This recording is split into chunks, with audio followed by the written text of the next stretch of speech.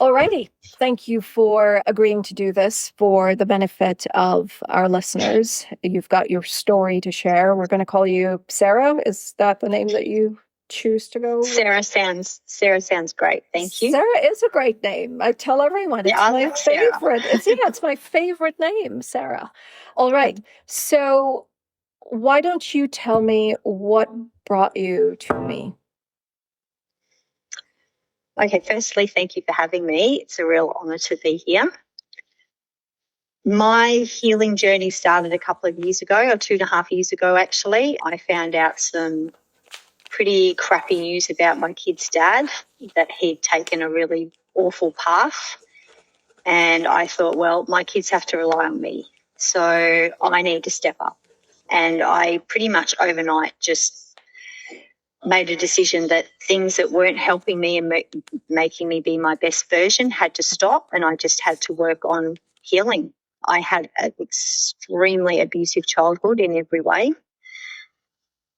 that had been, now I look back, had been an influence in every single decision I made.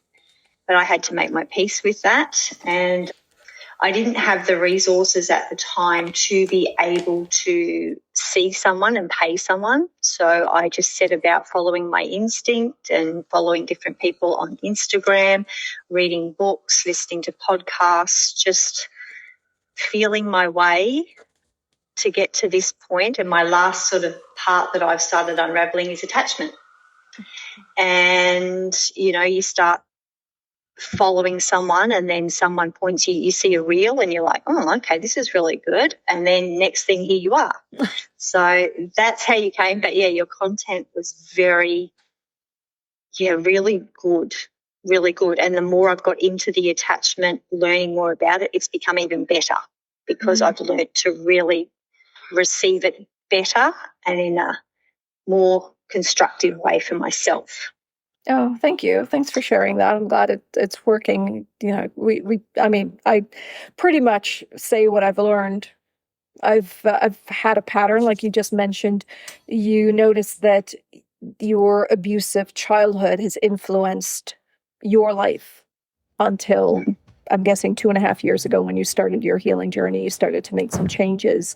Same, I had a pattern of choosing emotionally unavailable partners, which led, looking back, it started in my childhood, what I experienced, what I witnessed, between my parents and aunts and uncles and neighbors. And you see it all, just trickle into my choices, how I chose people and why I chose people. And I was actually going through a breakup with my current partner. And he said something that really made me stop. He said, "Do you think you're so perfect? You've gone through breakups too." And I thought, oh, yeah, I did. And I've been on this healing journey since I was 27. I'm now 45. But that was like the first time that it jolted me into pausing and looking at my own behavior in relationship. How was I contributing to these choices I was making? No one had a gun to my head. No one was forcing me to choose the partners I chose or stay with them. So it was, what did I need to do? And I find that across social media, the blame game isn't helping anyone. The blame game, it keeps us in a place of anger and that victim mentality, which is what I wanted to get out of at the age of 27. I don't like being controlled by anyone. Mm-hmm. Right. And so, and that's pretty much what I share, that the knowing that, yeah, I could be upset about what someone did, but it's not moving me forward. It keeps me stuck with them and in the past.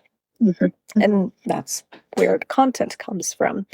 Now, you said that you found out something your ex did. Mm-hmm. And that made you realize that you had to show up for your kids. Can you share about how old your kids are? Yeah, I can give you a bit of that. So I'm an open book. So my kid's now 19 and my daughter is 16 on Friday. So, yeah, once my partner and I had split up, I don't think we probably would have. I was just easier to stay, too hard to leave. It had been bad for a long time. However, in a period of 12 months, I lost my stepdad. He passed away. My brother, who was my protector, or my half-brother when I was little, he was the only one that sort of had my back. He got cancer and died 5 months later. And 2 weeks after he was diagnosed, my father-in-law at the time died of a heart attack. So there were 3 really big things that happened. And when this was going on before my partner's father passed away, I was asking him to support me and he just couldn't support me. Mm-hmm. And I just had to do it on my own. And probably by the time I got through everything, and it was the day after my brother's funeral, I just went and sat down and I said, we're done. I realised that I had been through the hardest time of my life without any support from him. He shut down when his father passed away, and I just realised I had nothing left. I could do if I can do that on my own, I can do anything. So we split up. Fast forward down the track, after we split up, he apparently got into drugs, and to the point I found out 2.5 years ago, he is an addict living on the streets. Oh. So that was the moment where I just went, oh, my God, my kids have me. That's it. So at the time I had been relying on alcohol to self-soothe things in myself, I now realise. But overnight I quit drinking and just set about going, okay, where do I start? I've got to be the best version I can be. I wrote down a list of what I needed to do or what made me happy and what was going to help me be the best version. I looked at that list and then I went, right, what do I need to do to become that or to do that? So I quit the job I was in. I quit drinking. I joined a gym. I did all sorts of things that were going to help me get to that place I wanted to be. And 2.5 years later, I'm in a really good place. So, and I'm just so proud of the relationship I have with my kids, and I'm changing cycles for them. You know, I'm being the person I needed when I was younger for them. And I'm not perfect. I know that. I know there'll be scars that I've created for them, but throughout it, I now have the tools to support them as well. Mm-hmm. So, yeah, that's it. So, yeah, I'm really proud of myself for how I've done that. I've come a long way. So, that's wonderful. That's my story. That's wonderful. Well, it's your story and it's continuing, but we're going to dig into it because there's so many people who are not there as yet. And they're wondering how do people get there? Why am I doing all the work and I'm still not at that place? This, I would imagine, came from some sort of an epiphany. It's where it usually is. We're going through a very difficult time. Unfortunately, a lot of us need to hit rock bottom before we can have that epiphany and make a change. Can you share with us what was that moment where you realize, what was the thought that had you realizing this has got to change? Yeah, it was, I remember the date. It was the 26th of May, 2023. And it was the day I found out that, he was living on the streets and he had lost everything. He had owned nothing, absolutely just had nothing. I cut off ties with my parents at the time, or my mum, because she was very toxic and narcissistic, along with my half-sister. And that day I consumed a lot of alcohol. And I just woke up the next morning and I went, this just isn't for me. I cannot be this person anymore. Mm-hmm. I will end up, because I'd been through depression because of the alcohol. There were lots of things. And I just looked at my kids and I said to myself, they did not deserve this. They didn't choose to be born. I chose that. And I chose all the decisions to get to this point. I have to take ownership. I have to grow up. And they deserve better. And at this point, they're like 13 plus 13 and about 15. Yeah, about 15 and about 12 or so. Yeah, it's about that.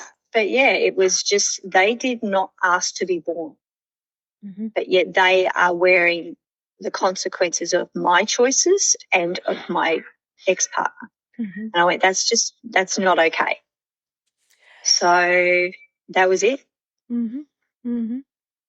What was it about knowing that your ex-husband had lost everything and, he's out there drugged up that made you wake you up?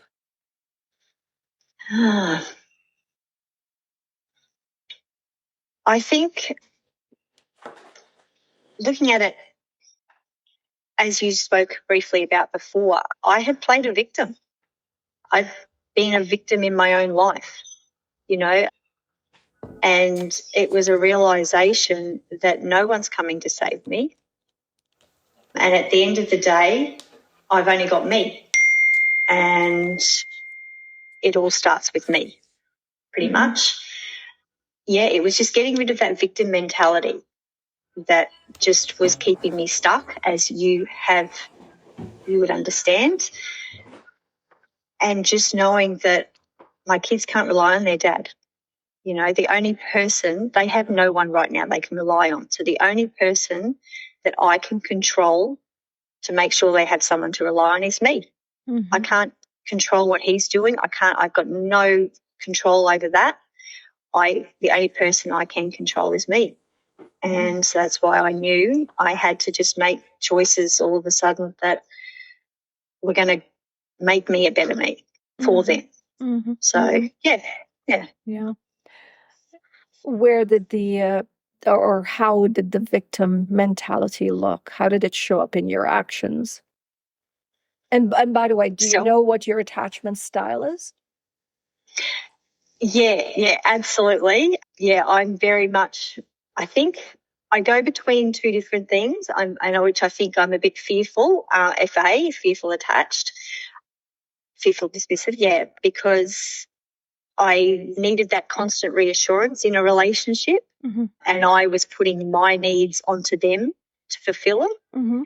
But then when I'm in heavy things, I shut down. Yeah, I suspect that the fearful avoidant as well, even though we're only 13 minutes into the conversation. And I get that a lot from you talking about the kids. It is something a fearful avoidant will do. Their focus suddenly turns to being the protector and provider for their children and not wanting their children to have similar experiences to what they might have gone through in childhood. Yeah, very true. Now, we don't usually, and it is this misconception that the fearful avoidant does not come out and share their story. So now that I have you, I'm going to say thank you. Thank you for sharing. You're very welcome. And I'm going to try to squeeze as much out for you because everybody loves to hear what a fearful avoidant is going through, what you guys feel. We almost treat you as though you're from out of this world. And I think fearful avoidants are brilliant. I've learned a lot from fearful avoidants. So walk me through the beginning of your relationship with your ex. What are some of the things that you liked about him and some of the red flags that you overlooked and why you overlooked those? I'm going to just share a bit extra onto that, if that's okay. I probably only realised my attachment style with a man that I've been in a cycle with since I split up with my ex. That's probably where I've really unravelled my attachment style with him. He's very dismissive avoidant. So that's probably, looking back, I can see where I was projecting my attachment onto my ex, but it's really only come about probably the last 6 years where I've been in a cycle with very much, it's been more the anxious part of me and the dismissive avoidant part of him that's been unravelling. So that's probably more so that I've noticed it. But yeah, looking back on my ex, I can see that I always wanted him for reassurance. He would shut down. He would just do his own thing, and I can really see the dismissive avoidant in him at the time. But, yeah, as I said, it's probably more so with this man at the moment that I've been in the cycle with, that I'm probably more aware of how the attachments play out. So If I you're can say seeing more that. of the anxious side of you. So with the fearful avoidant, you have both, right? You've recognized that. There's the Yes. anxious that's Yes. activated when the other person pulls away. And then there's the avoidant that is activated when the other person comes in too strongly. All right.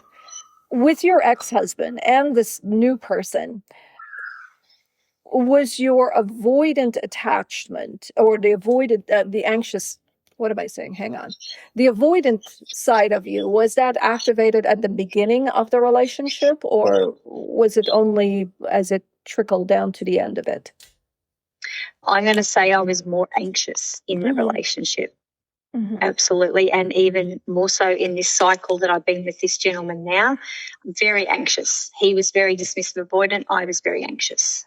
I was, as I said, looking at it now, I can see how the needs that I was lacking and missing from my childhood, I was giving him the job of meeting them. Okay. So, I wasn't getting the reassurance because he would keep pulling away.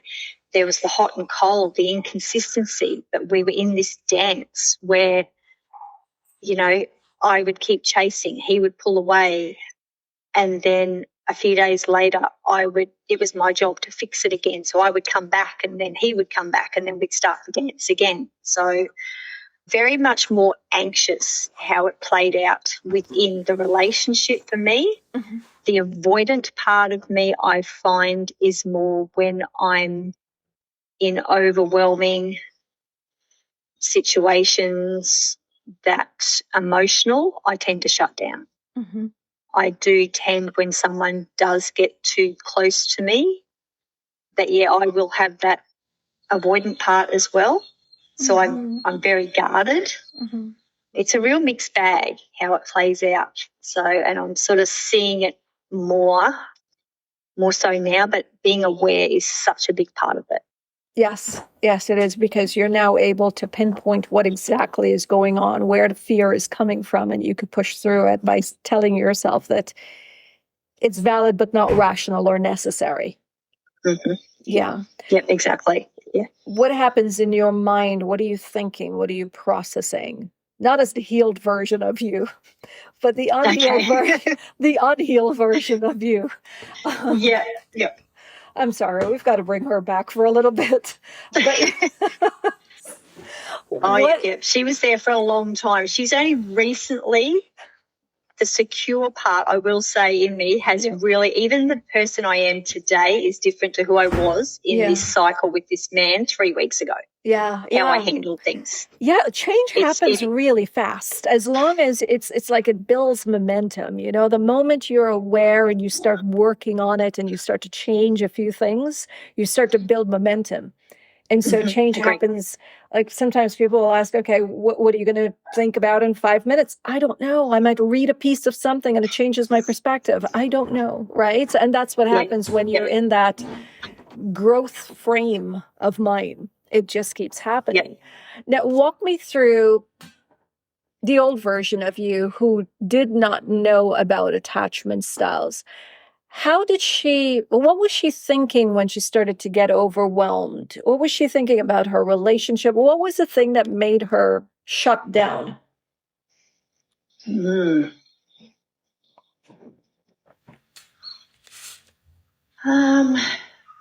That's a hard one. Yeah, the shutdown is when it feels like you go into a numbness. There's like this numb feeling there. And it's just, the anxiety comes in as well. And you just feel these huge emotions, but you don't know what they are. You just feel overwhelmed. You just need to escape. And I would literally, I will give it at Christmas this year. There were things that happened and I felt unsupported. I felt I was on my own. They were childhood triggers that came up, And the only way I just couldn't process my thoughts. It was just too much. So I shut myself in my room, shut the door, and I just had a day where I didn't want to talk to anyone. I didn't see anyone. I just needed a day because there was just so much happening within my body. I can now see that I just had to escape from it. I just wanted to escape from the world. I suppose that's what it is, and I just push everyone away until I can, now that I realise, I can regulate myself and I can make sense of the thoughts and I can come back down. It's a real flight or fight response, I feel. The anxious attach is also feeling the same way. It's just, instead of running away from the danger, they run towards the person because it's like, just hold me so I could feel safe. It's the same feeling. The actions are different and we're seeing something different. So what you're explaining to me that you go through on the inside is what I've heard every avoidant, whether it's fearful or dismissive avoidant, talk about. However, your partner, the people close to you, your kids, they don't see this. They don't know it. They don't know what's happening on the inside. All they're seeing is the action, the moving away. Now, I could go back into my past. I mean, after learning about this, I went and I looked at every family member. I'm talking aunts, uncles, cousins, neighbors, everybody's behavior. And when I saw my grandma, sweet woman I loved and still do, when I look back, she was great with kids. But when that overwhelm hit her, you could just see it. Like, she would sometimes just clench her fists. And you think that she's annoyed with you, but now I know it was that overwhelm. And she would just turn quietly and go to her room. And you go and you check on her. She's sitting there with her Bible. That was her escape. Right? Yeah. So I think the hard thing for the anxious attached is that they don't know what's going on in your mind. Right? They just see the action. They just see the pull away, the walk away, the shutdown. Because when you're going through this overwhelm in your mind, when you can't collect your thoughts, I would imagine that's when we see that blank look. Absolutely. Now, are you aware that you have that blank look, or? No, not initially. No, not for now. When I feel that overwhelm, and it plays out more so as a mum, the avoidant part of me. In a relationship, I definitely go more on the anxious side. But now I learn to name it. So if I feel that overwhelm because there's just so much happening and I can't process it, I will say to the kids, guys, I just need some time. I just need some space. I just need to process my thoughts. I name it now, which also helps me process it better. So I don't stay there as long. I can sort of go, okay, I know what's going on now, but again, it's awareness. And I will take that time. I'll go into my room. I have to have quiet, so no sound. And then I slowly bring myself back out of it as I start to feel it. It might start with some journaling, just trying to, once I start to see my thoughts, I will journal them. And then it's like, okay, how about I go for a walk? Just be kind to myself, show myself compassion, and just slowly come out of it. Don't force myself out of it, but just slowly come out of it as I feel ready. But also I can just stay there. I can just stay in that slump, that I know that that's not the right thing. You have to face that fear of that not wanting to get up and move forward, and you've just got to do it. And just slowly by slowly. Now, it's interesting. Why would you want to stay in that slump? What is your brain telling you?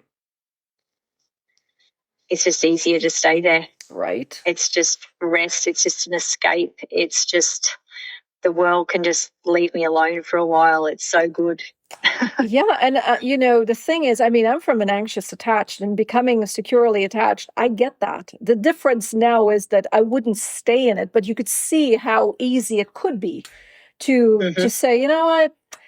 It would be so much nicer if I didn't have to deal with this situation and just stay and veg on television or whatever it is. So I think as a secure attached, I could now see why the avoidant attached could shut down. The difference is that I'm not used to shutting down, so I could easily catch myself and say, okay, we're not going to do that. We need to talk. Whereas someone like you would have spent a lifetime learning how to shut down. It's not, that difficult. Now, interestingly, you said that with your kids, you tend to be more on the dismissive side, the avoidant side. But with your romantic partners, you are more the anxious attached. Now, tell me about your friends and family. Are you more on the anxious spectrum or, No, avoidant.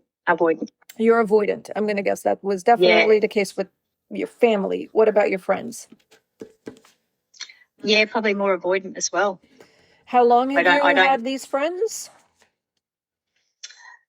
Oh, this is any of my friends. I'm more inclined, if they ask me to do something, I'm more inclined at the last minute to say, oh, actually, I can't make it, and cancel plans. Yeah. It's so funny. This is all unraveling even as I say it out loud right now. This is all very, very recent that I'm learning that this is who I am and this is what I do. I didn't even realise that, a friend will say, oh, let's go to the markets on Saturday. And I'm like, okay, yeah, that sounds great at the time. Yes. It comes Saturday and I'm like, I don't really want to go. But I'm more aware of it now, so I am saying yes.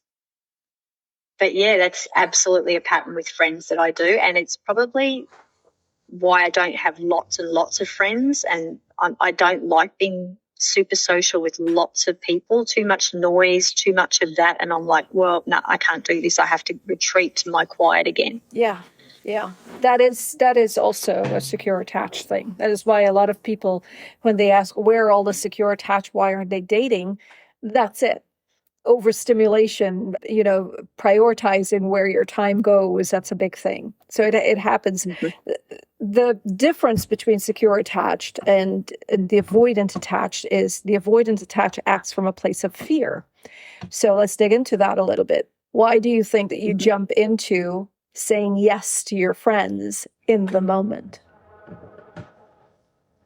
Because in the moment I want to do it. It sounds great. Mm-hmm. Yep.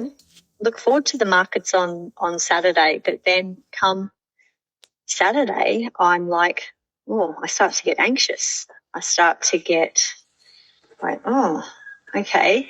And I think what I've recently learned as well is there's a social anxiety there, that I've realised that social anxiety is a fear of being judged. Yes. A fear of, and so becoming aware of that, I'm now more inclined to go, okay, why am I care about that? So I can push through that, becoming aware. Mm-hmm. And the other thing is becoming aware of the fact that I do say no last minute and going, well, is this a rational thought? Is this something that I'm actually scared of, or is this just a pattern that I need to go, no, I'm going to go anyway? Mm-hmm. So that's been something the last 6 months that I question why I'm saying no. Is it a legitimate reason why I don't want to go? Like, do I just need to have some rest time this weekend and not go and have some me time? Or is this because of the avoidant attachment? Mm-hmm, mm-hmm. So, and there are a number of thought processes that can be happening at the same time. Like when we jump in with a yes without really thinking about it, even though it sounds great, we've not given ourselves time to really think about it. That is often people pleasing. Oh, yeah, I've been that. Yeah. So oftentimes it's like, okay, this person expects me to do it. I should do it. If not, they're probably not going to like me. And then the cancellation is not just a cancellation. It is the overthinking. Like, I'm tired, don't feel like getting all dressed up, and what am I going to say, and what if I say the right thing or the wrong thing? And so that's the social anxiety. And then there's the wanting to cancel, feeling like you're going to cancel, and the worry that what if this person gets upset with me? So those are things that you want to look for. Perhaps it would help. Go ahead. Yeah, sorry. No, there's so many layers to everything. Mm-hmm. And when you start going down the rabbit hole, you're like, whoa, okay, it's not just a black and white thing. Like, I know. and I think once you become aware of your thoughts and your patterns and that, you can start questioning them more. And I think that's the big thing, is asking, is this thought real? Has it got real reason with it? Or is it just something that I'm just running away with in my head? And also having some tools in place, because we have until we get to a place where we could quickly, within seconds, pause and say, okay, I need to control how I respond and react, and I'm going to take as much time as I need to process this. Then we need quicker tools to help us to get to that place, right? So the breathing, the box breathing, 4 seconds of inhalation, 4 seconds exhalation, do that 4 times. That calms the nervous system. And then responding with, that sounds wonderful. Can I have some time to think about it? Instead of, yes, I'm going to the marketplace. And then you step away and ask, what are the pros and cons? And then reason with the pros and cons before you jump in with a yes. In that way, we become, consistent in our behavior, which is what the other guys are asking for, right? We become reliable, and we're setting boundaries. We're saying we're doing what works for us. Yeah. Right. Yep. Absolutely. Yeah. So tools will help. Now, I want to go back to the anxious and the avoidant, how they dance around. Oftentimes, we tend to take people who have proven that they're going to stay with us for granted. So it may be easier to be dismissive with our children, because where are they going? Right? They're always going to be our children.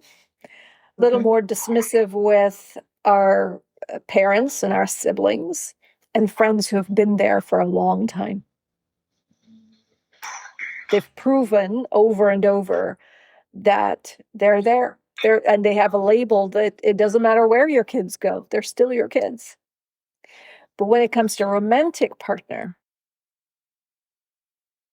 we know that they can leave. We know. We've heard about separations. We've heard about breakups. We know about divorces. We know they can leave. And that anxiousness, when it's not healed, we stay fighting and fighting. So that might help to explain why you're more anxious in your romantic relationships. That's been a light bulb right there. That's absolutely. I'm sitting there going, that's it. That's exactly what it is. That's so true. Yeah. Yeah. That's how it plays out. And do you know how to stop that? Look, there's been some key things that I will share that for me have worked amazingly. I started yoga 12 months ago. And yoga and the breathing and the meditative state that you get with that, I find has helped regulate my nervous system. And to regulate your nervous system I think that's a game changer. For me, it has allowed me to distinguish between things that I stayed with because they were familiar, although chaotic, although dramatic, although they were toxic. I stayed because they were familiar. Regulating my nervous system has now made me realise that maybe they're familiar, but they're not good for me, because I feel in my body whenever something isn't right for me now. And that's when I start to question, well, what's going on here? That's been my big key. So, yeah, that's been a big thing as far as healing. Mm-hmm. Just, the nervous system regulation. I suppose that's probably the main thing for me. Mm-hmm. Is just learning how to do that, so then I can be more aware of the thoughts, and then I can work through them a lot better than what I used to be able to. What you're also describing here to me is the process of appreciating yourself, seeing your strength, and falling in love with you. See, yoga is not just about poses that helps our body to stay lean and strong. You're present with your body. To hold a pose, you have to be present. You've got to breathe and you've got to focus on every muscle. All right. That removes the rest of the world. What do we do when we go on a date? We remove the rest of the world and we focus on the one human being in front of us, and we get to learn everything about them, and we fall in love with them. In something as yoga or meditation or sitting and having a cup of coffee and appreciating that, you're falling in love with yourself. So the focus when it comes to self and nurturing yourself, doing something you know is good for you, that is falling in love with you. And when you start to fall in love with yourself, when you start to protect, provide, and care for you, that's how you're able, it's easier to set boundaries. So that when anyone comes in and tries to hurt that, let's say, for example, your ex drinks and smokes, and that's not in alignment with how you care for you, you know that he's coming with a kind of energy. And your body is going to repel that energy. It's going to say, I don't want that in my space. It feels uncomfortable. That feeling, if you honor it, that's your boundary. Mm. And it's interesting that you ended or you severed contact with your mom and sister the day you decided that you're also going to stop drinking, and now you're going to, focus on your kids. It was the same time. So there was a part of you that recognized when you started to set boundaries. Yeah, I did. Yeah. Now, absolutely. Walk us through what you didn't do in the past as it relates to boundaries that you're willing to do now. In the past, I wouldn't set a boundary because I was scared people would leave or they wouldn't like me, or I didn't think I was worth having boundaries. My self-worth was terrible. I was doing things that because I just thought that's what I deserved. And a lot of it was subconsciously. And I now can look at it, but at the time it was just being driven by that. I wasn't afraid. I didn't feel I had a voice. Mm-hmm. I didn't feel my voice mattered. So I would just go with whatever anyone wanted and just put up with it and think that, and it was a pattern. This was the pattern from my childhood that, if they treat me like this, then I deserve that. That's familiar. That's how I get treated. And if I speak up, they're just going to gaslight me, or they're just going to shut me down, or because that's what I deserve. My voice isn't worthy. So it was very much all driven by no self-worth, and just feeling that I had to be everything to everyone for anyone to like me. Mm-hmm. So there was no such thing as a boundary. Mm-hmm. It was just self-compromise consistently. That's painful. It's looking back now, it's painful. Yes, for sure. Looking back now, that I just thought that I was that worthless, that the way that I was treated, and the way I treated myself, that's what I deserved. Yeah. So I'm even getting upset with that, because I just look and I just think, I actually, with all my meditations and my work, I look at that little girl. I even have a photo of myself as a little girl, and I look at that little girl and I go, oh my God, you didn't deserve any of this, you poor child. You just didn't ask to be born, but yet you were treated so badly, and it's just, yeah, it makes me really sad that for years and years I continued that cycle because that's what I thought I was worth, because that's the narrative that I was given as a little girl.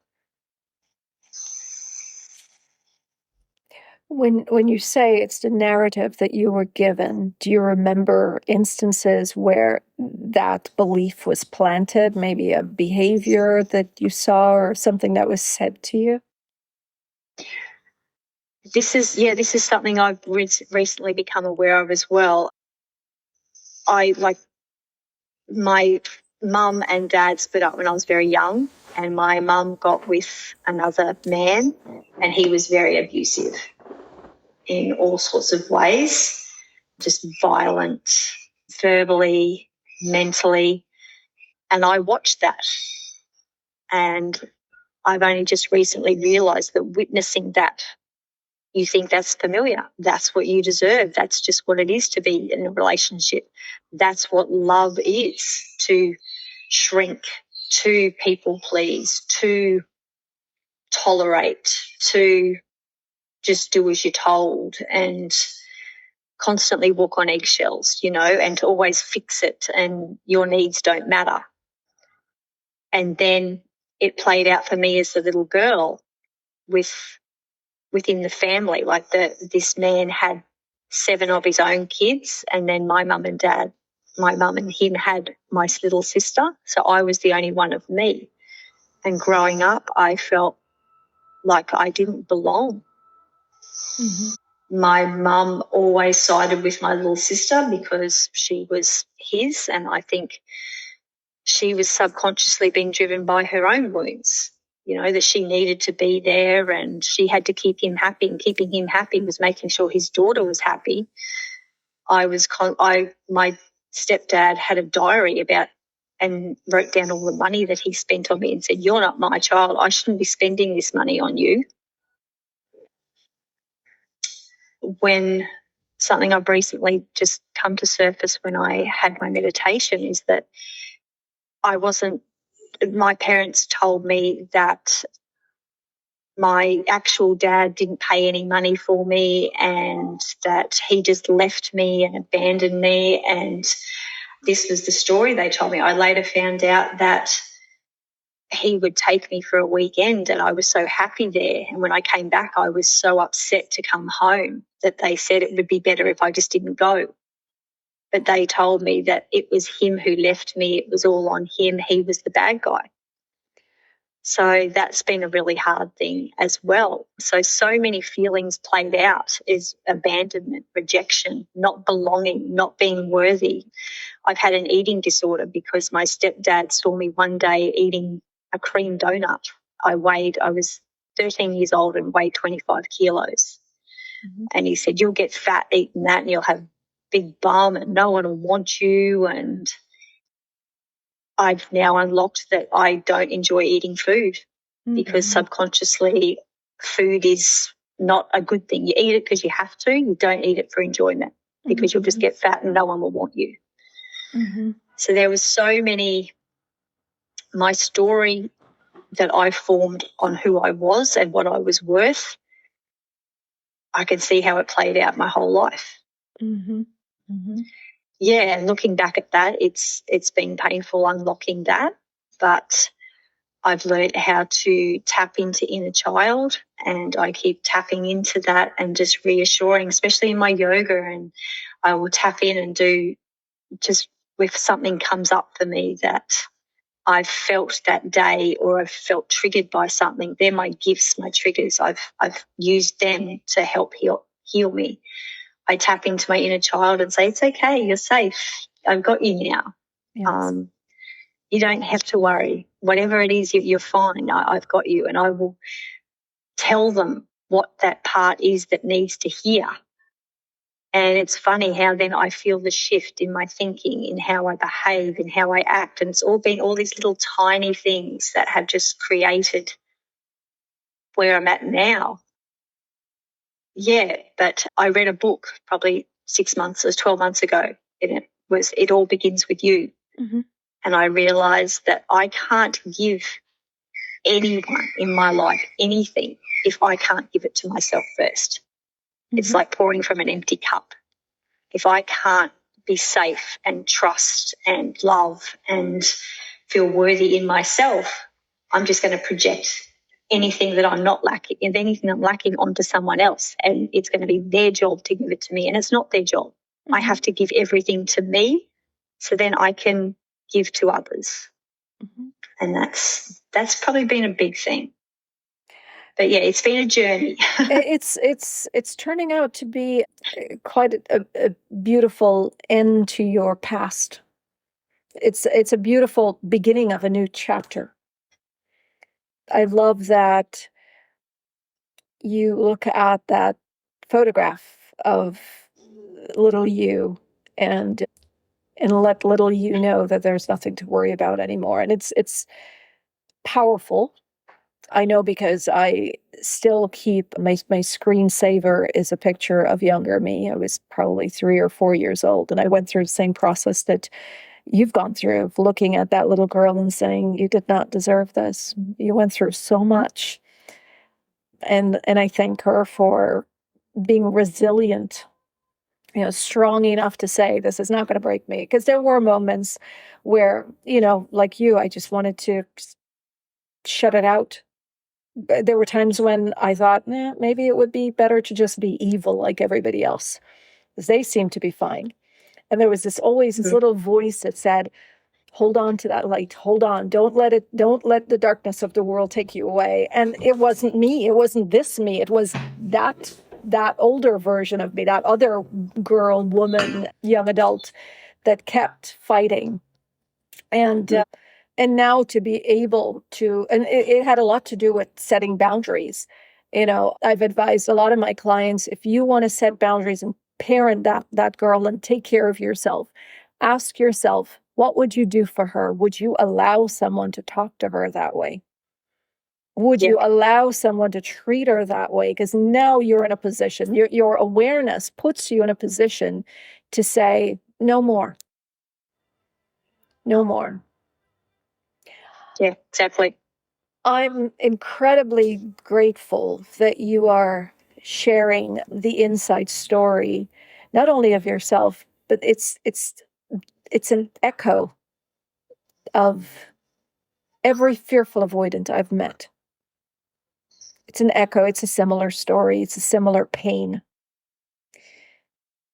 And it's hidden, it's kept away from everyone. And I wonder if that has to do with the fear of not being accepted, not letting people know the whole story. Like you mentioned, being judged, social anxiety. What happens if I tell people that this is what I've gone through? Would I be validated? Because you mentioned earlier that you were searching for validation. Yeah.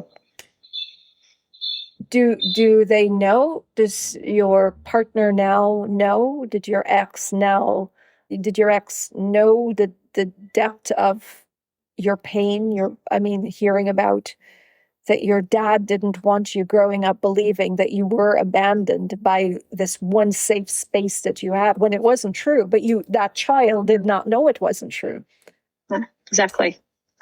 So do you share this with others, or are they just seeing a reaction after you're triggered? No, part of the healing for me has been that for me to accept and love who I am in this moment, I have to accept every single part of me that has happened to this point. The good, the bad, the ugly. I have to accept it all, because every single moment of that has made me who I am, and I like who I am now. Mm-hmm. So I'm not ashamed of my story. Mm-hmm. And I feel the more I open up about my story, it gives permission for others to do the same. And I would love to use my story and my healing and everything I've learned to help others do the same. Because when you get to this place, like it's not about happiness for me, it's about peace. And mm-hmm. Peace is my happy place. And I've got to this place now where I just feel calm. The outside world can be going crazy, but I'm just calm. And So, you know, I'm open to sharing what it took to get me here. Because, you know, I walk around every day and you see just people projecting their wounds. You see relationships and I'm like, oh, goodness, I can see how that's playing out. You can see the world more through how it is rather than through a filter of who you were shaped or who you were formed to be. And yeah, but again, I don't share it unless people want to receive it. If they're open to knowing, you know, I have a gentleman that I talked to in the UK who commented on something that I wrote, and he messaged, and we talk now about him healing and him doing things, and I sort of support him and give him little ideas and things that I did. So because when you get to that place, and you would know, it's such a nice place.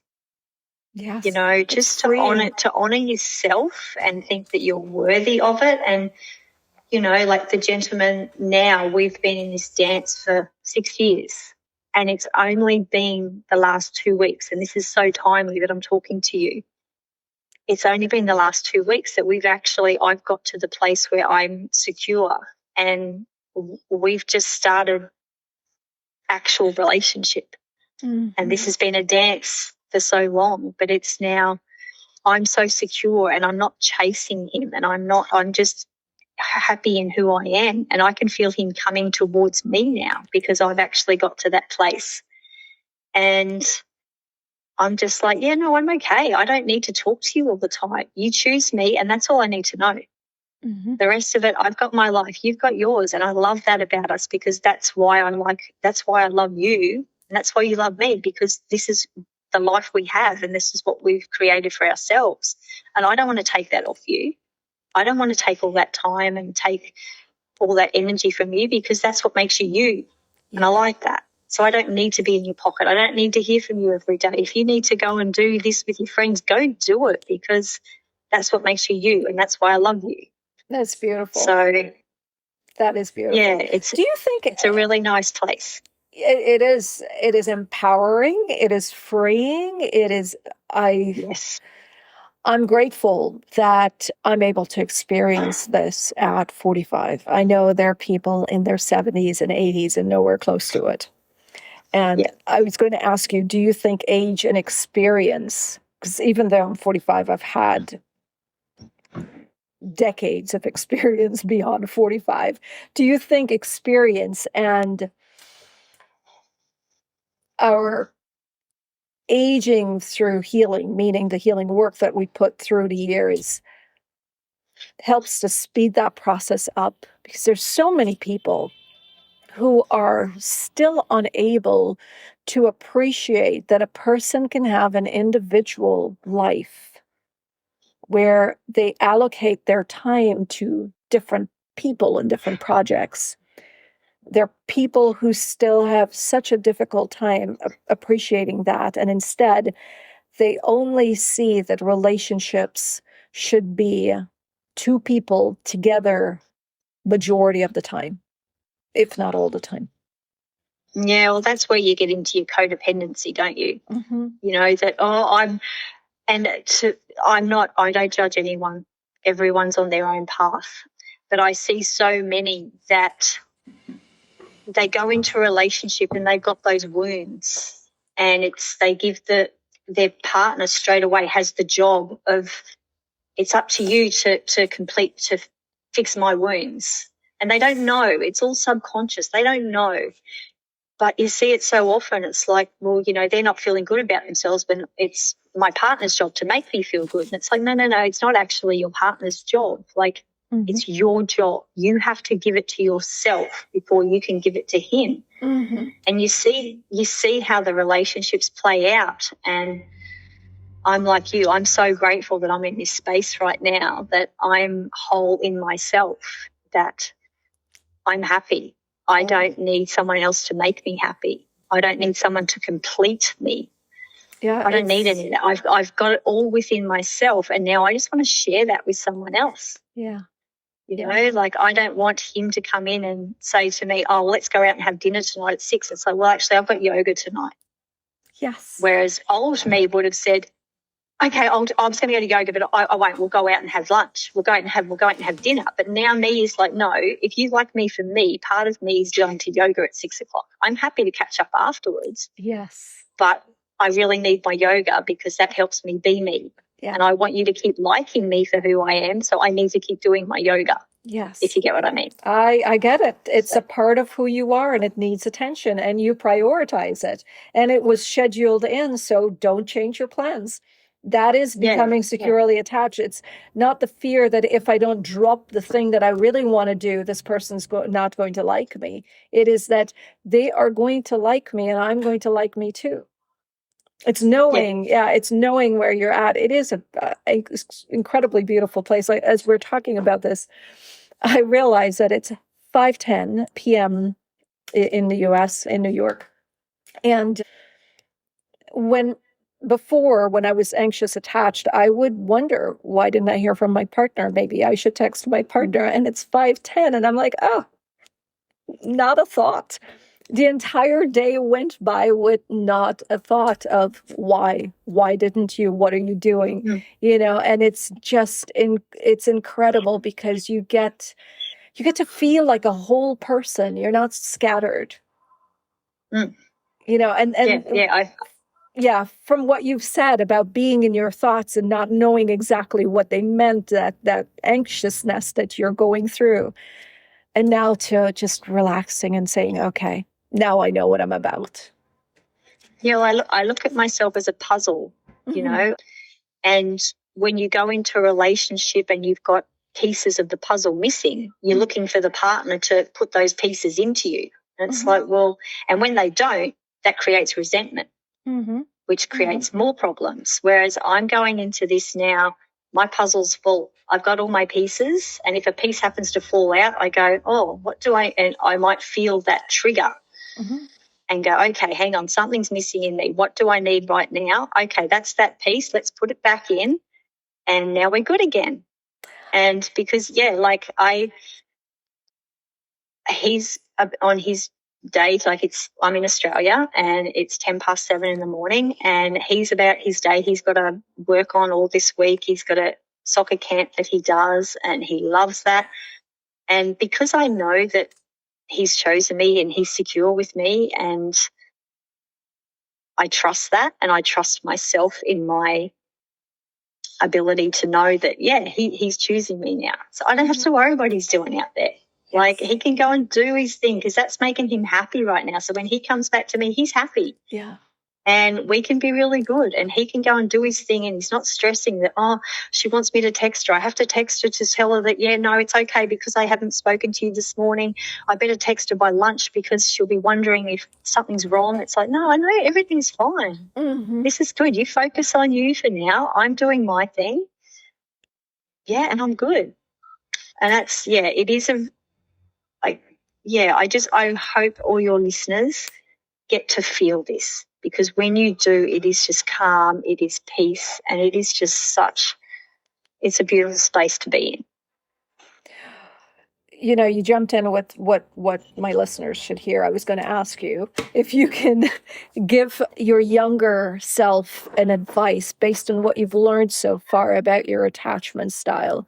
What would you say to them that would resonate with our listeners? The big thing that I saw from someone on Instagram is your triggers are your gifts. Whenever you're triggered, don't look outward, look inward, going, what's going on here? And when you're angry, anger is the mask. Anger is the mask that protects us from being hurt. It comes on when there's fear, when we're scared. It's this emotion that's a primary emotion to protect ourselves. Take the mask off, take the anger away. What is that hiding? What's the actual need that is lacking right now? I used to come home and my kids hadn't cleaned up the kitchen and I would get really angry. But now okay, put the anger aside. What's actually going on here? I feel unsupported right now. I feel alone. What are the needs that I'm lacking by the kids not cleaning the kitchen? Mm-hmm. And when you take the anger away and you dig into that, that's where you find and start to unravel who you really are and what you really need. And I think they're the big things for me that I've really, they're things that are so powerful that if you look at them and take a different perspective, what you can learn from them. Mm-hmm. And don't be shameful on yourself. Like, we're all learning and growing, and we're human, and to be human is to make mistakes. You know, that's who we are, but it doesn't change who we are as human beings. We're just human beings who made a mistake. So just be kind to yourself. Thank you so much. This has been powerful. I thoroughly enjoyed this conversation. I really, really enjoyed this. And it would be an honor if you would come back at some point in the future and we could continue, because I've got tons of questions. Entirely up to you. Oh, I'm sure we can. I've got chills. I've got chills. It's been I don't even know, like, to now sit here talking to you with the respect I have for you. I don't know. It feels surreal right now. So to be a guest and come back and share more, and hopefully, I'd love to help people get to where I am. I get emotional because I feel it's my purpose. I really would like to take what I've learned about myself and help others. So I'm always open to absolutely doing that. If I can do that, that would be amazing to use your platform with you to do that. Oh gosh, thank you. No, it is truly an honor. And as we were talking earlier, I thought if you were anywhere near New York, we would be sitting in a studio every week and having some conversations.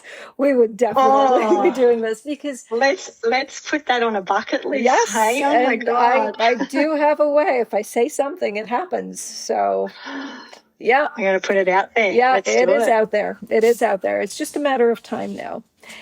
Anyhow, so we'll keep in touch. Thank you very much for this. Truly appreciate it. Nice. Thank you so much. This is, and I really hope that it can help some people.